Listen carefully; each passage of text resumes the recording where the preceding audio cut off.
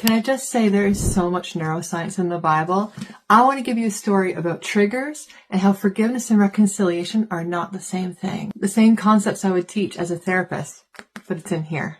It's the story of Joseph. You might know the story where he was betrayed by his brothers, he was sent into slavery, was in Potiphar's house, then he was in the prison, and then eventually the palace, and God redeemed a lot of what happened to him. This is where we get the quote from the Bible that what you meant for evil, God has used for good to save many people alive. There was purpose to his process. God made purpose from his pain, which as a therapist, honestly, I see God do all the time. We need to find meaning in our pain. But in the meantime, Joseph got triggered.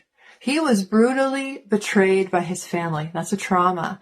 And triggers poke at pain. They tell us, ooh, you have something unhealed. God had already taken Joseph out of prison. That doesn't mean he was completely healed, because it wasn't until he saw his brothers that he got triggered. It says 5 different times that he wept. He emoted. That trigger of that betrayal came up. Joseph did not spiritually bypass his pain. Okay? Even though God brought purpose from his pain doesn't mean he didn't still have a wound that needed to be healed. He was living in the purpose. He was in the palace. Like, that is meaning making from pain if I ever saw one. But he still had pain.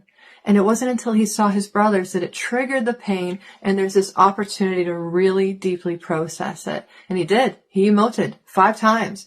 And I actually believe God gave him a divine strategy of how to work toward reconciliation with his brothers. He forgave them, but forgiveness doesn't mean access. Forgiveness doesn't automatically mean reconciliation.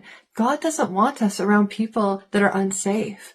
And if you look at it, there's like so many things he actually challenged his brothers about when they still didn't know who he was. He tested if they were trustworthy. He tested their responsibility. He even tested if they would again be provoked to jealousy if he showed special favor to Benjamin, which was a picture of him when he was younger. He observed their patterns, rebuilt trust before reconciling and actually revealing who he was. Like, that actually is so like therapeutically sound.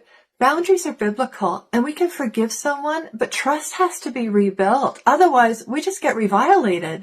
We get betrayed again. I challenge you, go back and read the story in Genesis about Joseph and see how the heart of the wonderful counselor is saying, like, hey, you have a process to work through. Even though you're not in the same trauma anymore, guess what? You still have some pain that needs to be healed. Oh, and the people that hurt you, it's okay to have boundaries. It's okay to be careful until people rebuild trust. Love people well and use wisdom. God bless you, church.